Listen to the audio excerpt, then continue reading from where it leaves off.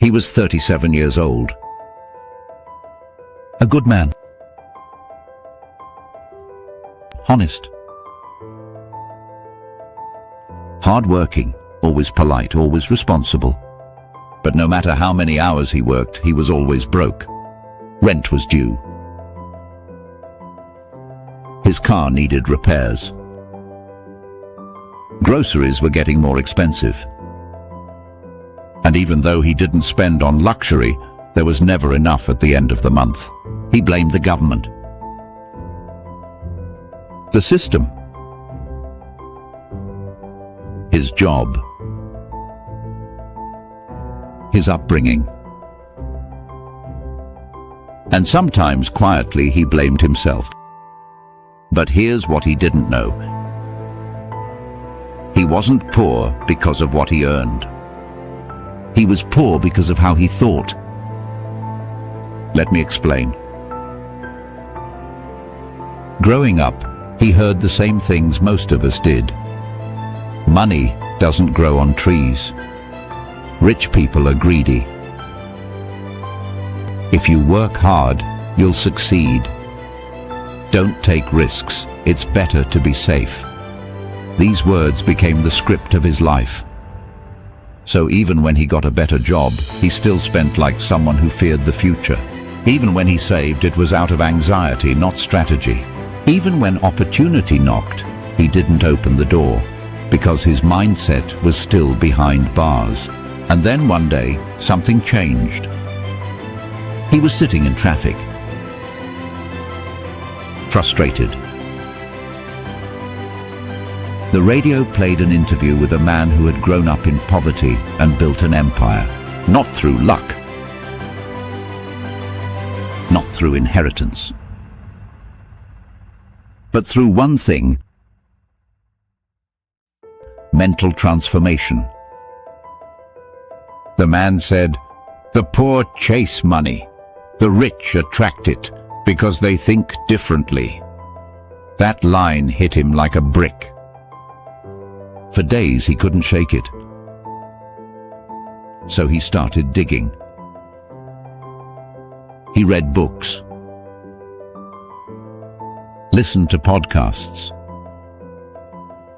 watched interviews.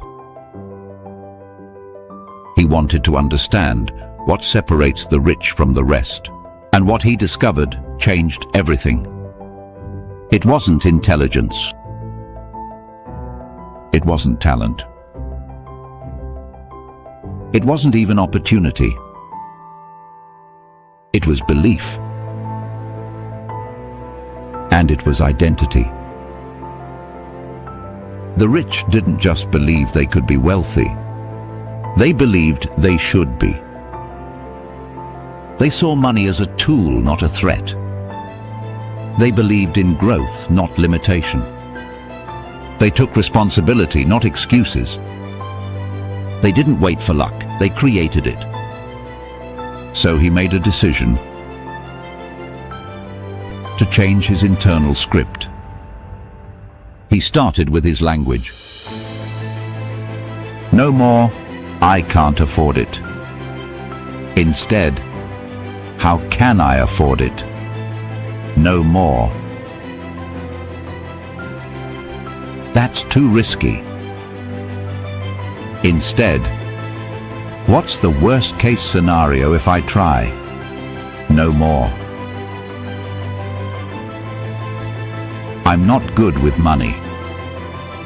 Instead, "I'm learning to master money." Every day he trained his mind like a muscle. Not with fake positivity, but with conscious rewiring. And slowly the outer world began to respond. He started a side hustle. It didn't take off at first, but he didn't quit. He studied marketing, sales, psychology. He found mentors, some virtual, some local. He stopped scrolling and started building. At first, nothing seemed different. But after 6 months, he noticed he was no longer desperate. He was strategic. When he got money, he didn't just spend or save, He allocated. He no longer thought, "What can I buy?"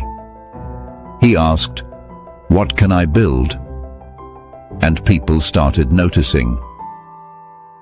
He spoke differently, walked differently.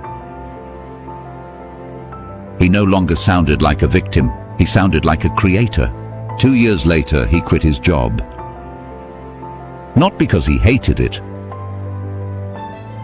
but because he didn't need it anymore. His side business had become his main income. He had investments, passive income,